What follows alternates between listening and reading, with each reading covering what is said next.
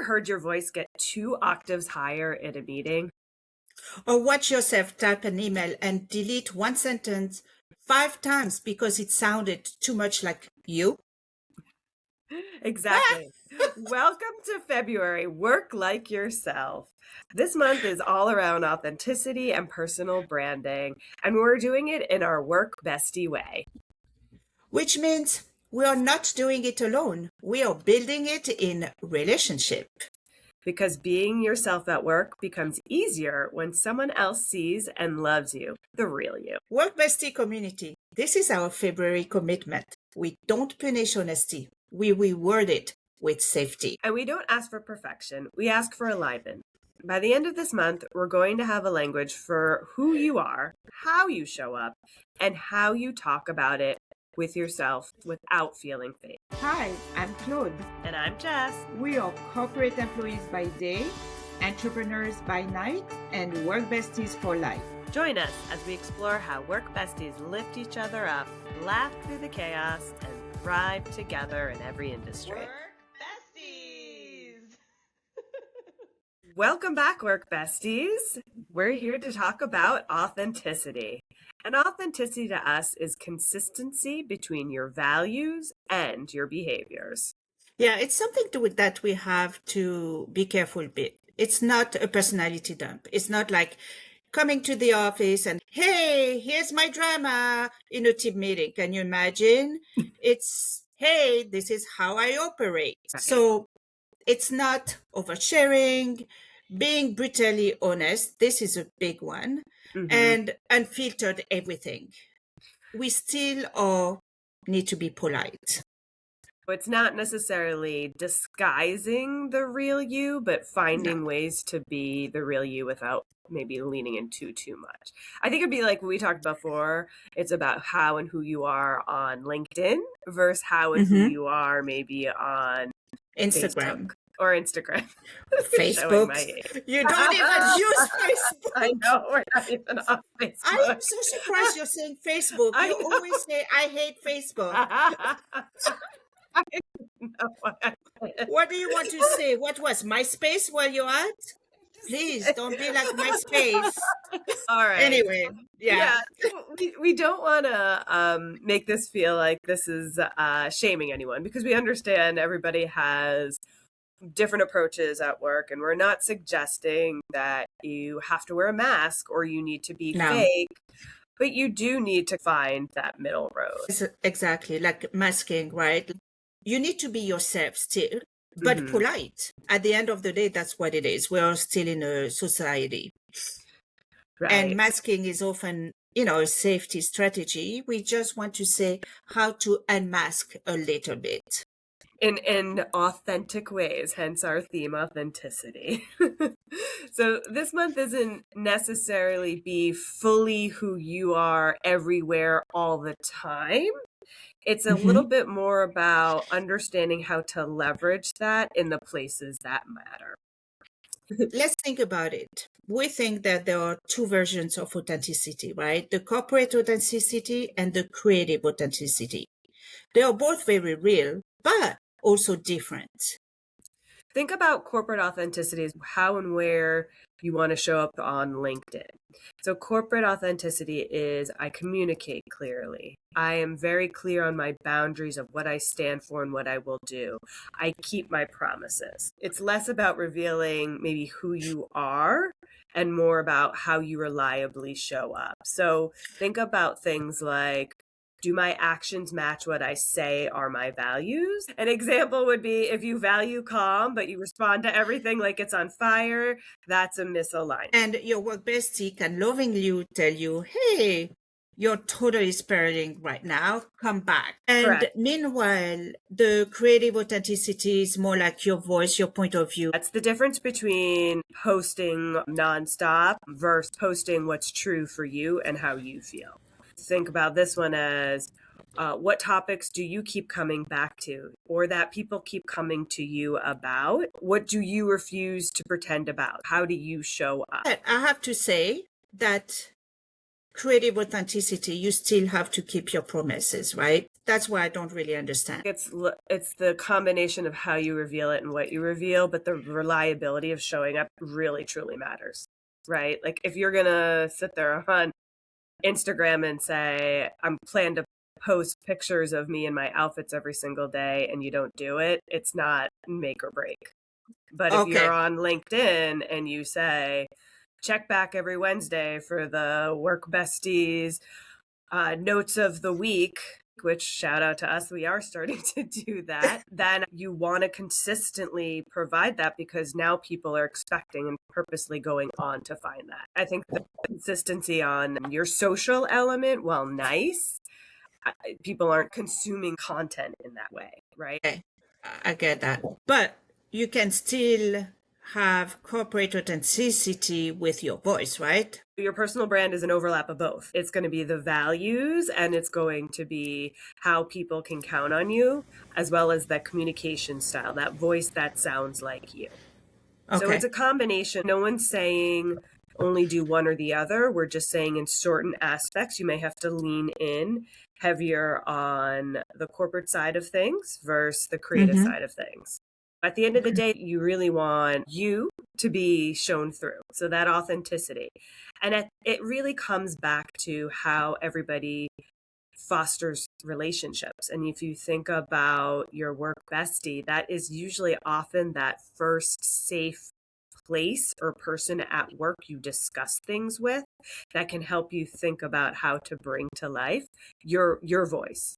Yeah, your work bestie is really the one that knows you and is not going to punish you or be upset for your real persona, right?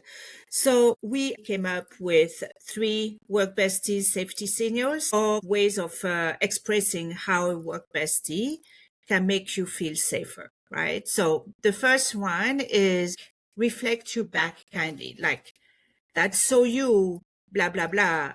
And it works, right? It's really reflecting. The other one is protecting you in rooms you're not in. For example, there are, presentation or whatever.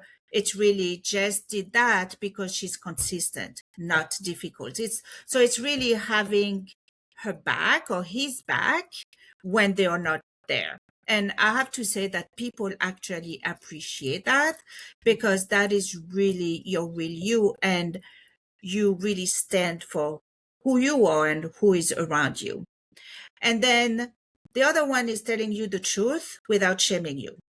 So for example, your work bestie is spiraling and it's okay to say, hey, stop. That doesn't sound like you. You haven't been yourself. What is going on? And this is something that actually is going to let your work bestie open up to you and make things better. I love that. I feel like we do that to each other quite a lot. Quite a lot. And it's not necessarily, I mean, we definitely do it for work, but we do it personally too. Oh, yeah. So it bleeds into both your personal life as well as your work life. And if for you that do have a work bestie out there, this is a great opportunity for you to remind each other of the importance of your friendship and send them this. Start saying, hey, this month I really want to practice showing up more like myself. Can we be accountability buddies? Or can you help me recognize every time I am not consistent in a meeting and be my gut check? Because as we talked about, your work bestie is your safety zone or the one that you'll be most willing to hear that very direct feedback, unless it's about lipstick on your teeth. Where it's going to be the look. Again, this is the kickoff for our February theme, and you're going to see some tools about accountability, about branding yourself. That is going to be quite interesting for the next 3 podcasts, right, Jess? Right. Yeah. So we really wanted to kick off and provide some of the feedback early on. And you'll hear a lot of these themes and elements reiterated and talked about again with some of our amazing guests that are coming up. The first one was around values to behavioral mapping. Think about one value and translate it into a behavior people can observe. For me, sometimes I'm not the most clear in my communication. So one of the values that I will be working on and plan to is around clarity. And then you want to translate that into something you can share with your work bestie and say, hey, here's what I'm planning on working on. I have this value. I plan to summarize and do these decisions and actions to help focus through it. And then as they occur, I'm going to leverage Claude as almost like my workout buddy and say, here's what worked for me this week and didn't. Or she can be honest and say, in the meetings I saw you in, or communication, even around Work Bestie, you're still doing blah. What would be another one also? There's so many. Whatever you feel is the value you want to lean in on. One of I think would make sense to a lot of work besties, because we have a lot of high performers, is excellence and feeling like they have to be the best at everything, where we would love to focus. And we actually have one of our episodes coming up where you'll hear a lot more detail around it. But think about things such as just taking a pause or breath. So the behavior, the behavior could be, I don't want to rush at work. I don't want to rush to answer that question right away. I will comment in the meeting when I get called on. Let me think about that, or give me a second and then talk through it. Things like sharing their process and not just being so focused on the outcome. How do they help level set them? I think that's one, either imposter syndrome or high performance elements. Totally. And at the same time, if your value is, for example, balance, but you're sending, IMs and emails at 2:47 a.m., for example, or nonstop with, oh, sorry, you don't have to answer now. Well, then your brand is panic, not balance. So how do you, it's true. So nobody wants the brand panic. No, we had that, right, Jess? Where it was Monday, 5:00 in the morning, and we had like 500 emails coming, and it doesn't reflect well towards the people you manage or even your managers. So again, how you show up is so important, and how you're going to change your brand versus a panic brand to a more balanced brand. Your work bestie can help you. So at the end of the day, think about this week, or even for later on, your assignment. Pick one value and choose one observable behavior. Well, that's a good one. I was suggesting we do it as you come up with your own, but it might be good to do it together, right? Because then your work bestie knows you better than anyone. Well, Claude's not the one that's sending emails at 2:47, but let's say you were, I would be able to say, hey, that's what you should work on. And instead of sending 30 messages in the morning, whoever is the one you're most often sending those messages, maybe Monday morning, set up the meeting with them first so you can go through it all. Yeah. That's a great idea of ways that you can leverage each other. So Jess, my downfall, and I know your downfall. And we are going to keep each other accountable and really show up and still being authentic. Right. And for all of you out there, if you don't have a work bestie, feel free to leverage us. We also want to give you a heads up of what's coming, so you can think about maybe one of these potential topics would be the area you'd most resonate with, and be able to use that as your value to focus on. So the next three that we have are all around that authenticity and your personal branding, one of which is around unmasking at work and why your brand is your behavior. So if you are somebody who does feel like you are completely two different people and you want to break those silos, not fully, but an element, so the more of you comes through, that is a great one to really hone in on.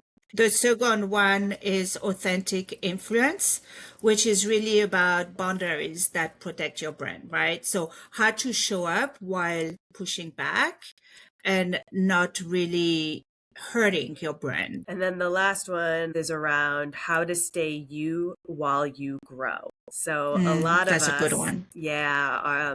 Are on that trajectory of still getting the next level of leadership or promotion or bigger visibility. And And there's an element that your network is going to be so happy and proud, but you're going to evolve at the same time, and they might not always be there with you on that journey. This is a great episode to listen to understand how to balance that and really still keep the foundation of those friendships, but also help them as well. Correct. So this month is alignment, that we then go to safety, visibility, and growth. So it's a nice light month, Claude. Yeah. Yeah, you know. So we're excited how our transition has begun for this season, where we're pragmatic in our approach of what we will share with you all. And we continue to ask you all for feedback. You've been amazing. I've gotten some comments on newer social networks like Threads. So keep those comments coming. And then for this particular month, make sure to think about you, how you show up, and what is that one value, whether you come up with it on your own or your work bestie collectively come up with it. Work through the month on how you want to bring this to life while still being that authentic you. Whatever you do come up with, share with us, tag the show, and tell your work bestie. And next week, we focus on unmasking and how to do it without blowing up your life. And remember, you don't need to be more impressive. You need to be more you. So if this episode was helpful, please share with your work besties and don't forget to like and subscribe. See y'all next week. Until then, keep supporting each other. Bye. Remember, whether you're swapping snacks in the break room, rescuing each other from endless meetings, or just sending that perfectly timed meme, having a work bestie is like having your own personal hype squad. So keep lifting each other up, laughing through the chaos, and of course, thriving. Until next time, stay positive, stay productive, and don't forget to keep supporting each other.